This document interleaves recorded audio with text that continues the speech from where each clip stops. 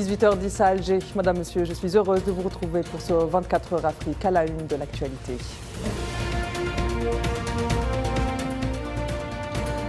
Les efforts diplomatiques de l'Algérie se poursuivent pour fourber les lignes quant à la situation urgente en Palestine occupée à Gaza. Le président Abdelmadjid Tebboune a échangé un appel téléphonique avec le SG de l'ONU, Antonio Guterres, sur la situation humanitaire dans la bande de Gaza.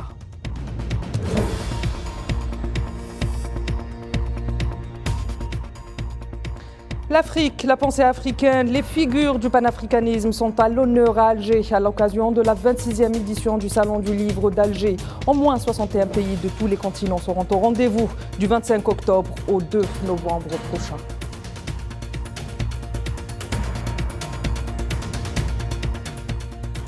Après des mois d'arrêt des pourparlers, l'espoir est-il permis de nouveau au Soudan? Tout du moins une lueur d'espoir. Les pourparlers dans le cadre de l'accord dit de Jeddah ont repris ce jeudi en Arabie Saoudite.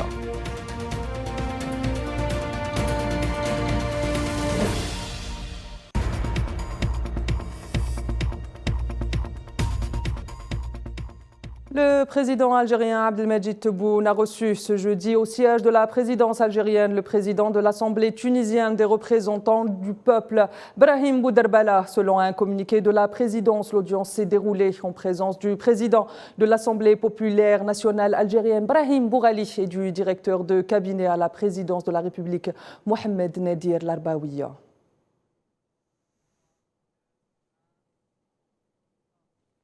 Les efforts de la diplomatie algérienne se poursuivent en vue d'un cessez-le-feu urgent à Gaza qui subit depuis plus de 3 semaines une offensive violente et barbare de l'entité sioniste. C'est dans ce sillage que le président algérien s'est entretenu par téléphone avec le secrétaire général des Nations Unies, Antonio Guterres, sur les développements dans la bande de Gaza.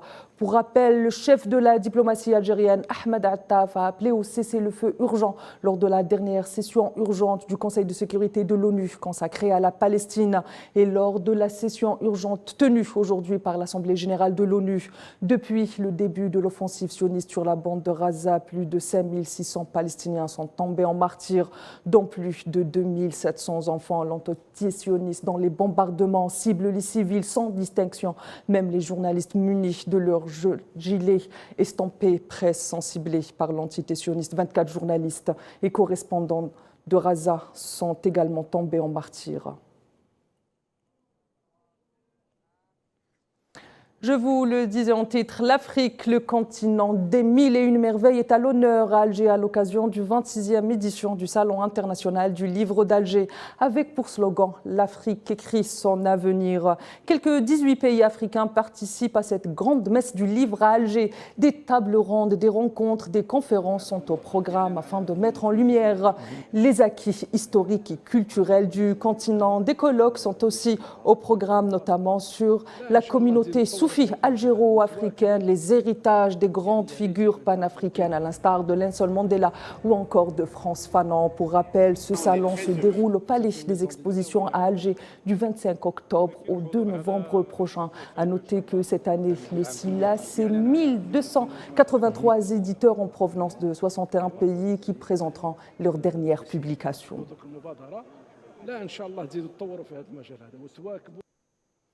Et lors de l'inauguration de cette 26e édition du Salon international du livre d'Alger, le Premier ministre Ayman Ben Abdelrahman a réaffirmé la solidarité de l'Algérie avec le peuple palestinien qui subit actuellement une agression abjecte par l'occupant sioniste. De son côté, le ministère algérien de la Culture et des Arts a dédié au sein même du salon un espace à la Palestine. On peut y voir les portraits à l'effigie des leaders de la résistance palestinienne, à l'instar de Yasser Arafat ou encore du poète Mahmoud Darwish.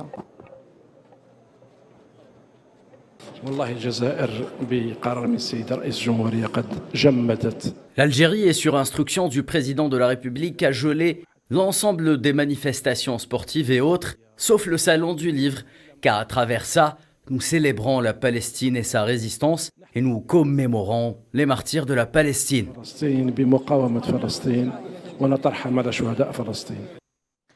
L'ambassadeur de la République sahraoui en Afrique du Sud, Mohamed Islem Benissat, a remis en sa qualité d'envoyé spécial du président sahraoui, secrétaire général du Front Polisario, Brahim Ghali, un message au président de la Commission de l'Union africaine, Moussa Faki Mahamat. Une rencontre durant laquelle les deux diplomates ont par ailleurs échangé leur point de vue sur les derniers développements au niveau international et régional concernant la question sahraoui. Mohamed Islem Benissat a réaffirmé la détermination de son pays à poursuivre la défense des droits du peuple sahraoui par toutes les voies légales, ainsi que l'action au sein de l'Union africaine en vue de réaliser les objectifs de l'unité africaine. De son côté, Moussa Faki a remercié le président sahraoui pour avoir tenu la commission informée de la situation en République sahraoui.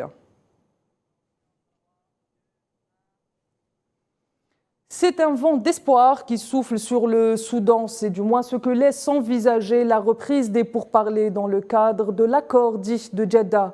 Les négociations entre l'armée soudanaise et les forces de soutien rapide ont repris ce jeudi. Les deux belligérants ont envoyé leurs délégations respectives à cet effet à Jeddah en Arabie Saoudite. Le point avec Safwan Ben Sabri. Alors que le conflit s'enlise au Soudan, une opportunité de dialogue semble s'ouvrir. Il s'agit d'une reprise des négociations qui aura lieu à Jeddah sous l'égide américano-saoudienne. À l'invitation de l'Arabie Saoudite et des États-Unis appelant à reprendre les négociations avec les rebelles de la milice FSR, et parce que nous croyons que les négociations sont un moyen qui pourrait permettre de mettre fin à la guerre, nous avons accepté l'invitation à Jeddah. Depuis le 15 avril, le Soudan est en proie à une guerre civile qui fait des ravages. Entre d'un côté l'armée régulière de Abdel Fattah al-Burhan, de l'autre les forces de soutien rapide dirigées par le général Hemedti. Le général al-Burhan a cependant déclaré qu'une reprise des négociations ne signifiait pas l'arrêt des affrontements armés. Les pourparlers, qui avaient été suspendus en juin, porteront sur la mise en place d'un cessez-le-feu et à l'accès sans entrave à l'aide humanitaire pour les nombreuses victimes civiles. Cela dit, les pourparlers n'aborderont pas les questions purement politiques. Le conflit a fait depuis son début plus de 9000 morts, selon un bilan très sous-estimé selon l'ONU, et 5,6 millions de personnes déplacées et réfugiées. La situation en République centrafricaine en débat ce jeudi au Conseil de sécurité de l'ONU, où se tiendra une séance d'information publique et des consultations à huis clos sur la situation sécuritaire dans ce pays. À cette occasion, la représentante spéciale du secrétaire général pour la République centrafricaine et chef de la mission multidimensionnelle intégrée des Nations Unies pour la stabilisation en République centrafricaine, Valentina Rouebza, fera un point sur la situation dans ce pays. La chef de la diplomatie centrafricaine, Sylvie Baego Tenemo, devrait pour sa part représenter son pays lors de la dite réunion. La prise de parole de la représentante est attendue. Elle devra notamment faire le point sur les derniers développements du processus de paix en République centrafricaine sur la base du dernier rapport du secrétaire général sur la MINUSCA qui a été distribué aux membres du Conseil le 14 octobre courant et qui couvre les développements depuis le 15 juin dernier.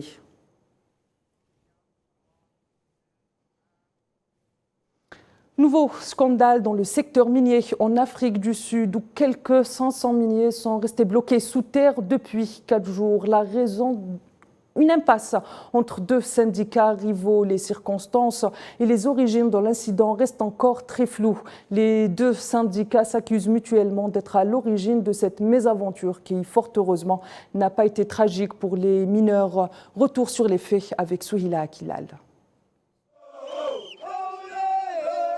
C'est en entonnant des chants que les quelques 500 mineurs sud-africains regagnent enfin la surface après 4 jours passés au fond d'une mine d'or. Pour une fois, il ne s'agit pas d'un accident minier tragique, mais d'un mouvement de protestation syndicale qui aurait peut-être dérapé. Car même si la majorité de ces ouvriers étaient mobilisés dans ce sit-in, une centaine d'entre eux disent avoir été retenus contre leur gré. Pour la plupart d'entre nous, cela a été un choc. Nous pensions que nous étions venus pour pousser un changement. Et puis, le matin, vraiment comme si ça allait être une grève, alors nous frappons en surface. Mais il s'est avéré qu'il s'agirait bel et bien d'une fermeture de puits.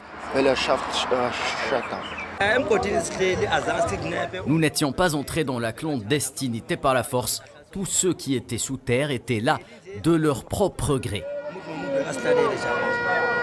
L'affaire s'inscrit dans le cadre d'un conflit entre deux organisations syndicales rivales de mineurs. La direction de la mine d'or Goldwan et la National Union of Mine Workers, un des deux syndicats qui, pour rappel, a été créé en 1982 par le président Cyril Ramaphosa, affirme que les 500 mineurs étaient retenus en otage. Eh bien, c'est un peu les deux. C'était une prise d'otage dans l'intérêt du travail. De son côté, l'association des mineurs et du syndicat de la construction, l'autre syndicat impliqué, lui dément les allégations et évoque un sit-in volontaire de protestation et affirme qu'une majorité écrasante de mineurs ont signé pour adhérer à son syndicat, mais ne bénéficient pas encore de représentation officielle. C'est ce qui a déclenché le mouvement social. Écoutez, nous sommes ravis que tous nos membres soient sortis de la clandestinité. Pas de blessures, même s'ils ont fait de fausses allégations selon lesquelles les travailleurs seraient retenus en otage. C'est un signe clair que ce n'est pas vrai. L'origine et les circonstances de cette affaire restent encore très peu claires. S'agit-il vraiment d'une prise d'otage au fond d'une mine d'or ou d'un sit-in organisé sous terre? Pour l'heure, les deux thèses s'affrontent et l'enquête est en cours. Bola Ahmed Tinubu, président du Nigeria, la Cour suprême nigériane a tranché et a rejeté les appels des deux candidats de l'opposition qui contestaient l'élection de Bola Ahmed Tinubu à la présidentielle de février dernier, mettant fin au contentieux qui dure depuis 8 mois. La Cour suprême a également validé le jugement d'une cour d'appel à Abuja qui, le 6 septembre dernier, avait confirmé l'élection de Bola Ahmed Tinubu en tant que président dûment élu de la République fédérale du Nigeria.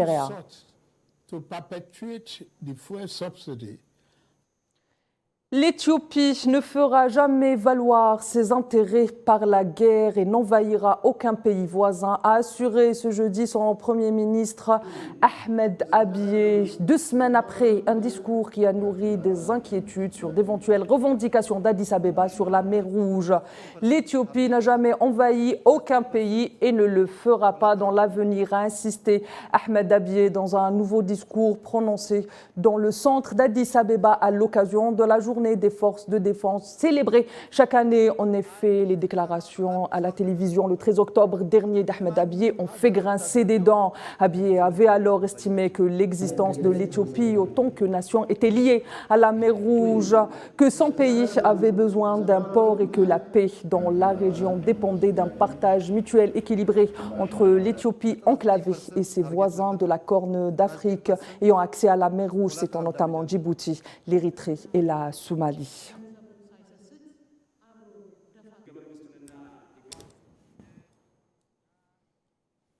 Madame, Monsieur, c'est ainsi que s'achève ce 24 heures Afrique. L'info continue sur l'ensemble en plateforme digitale et merci de choisir Al24 News pour vous informer. Excellente suite des programmes sur Al24 News.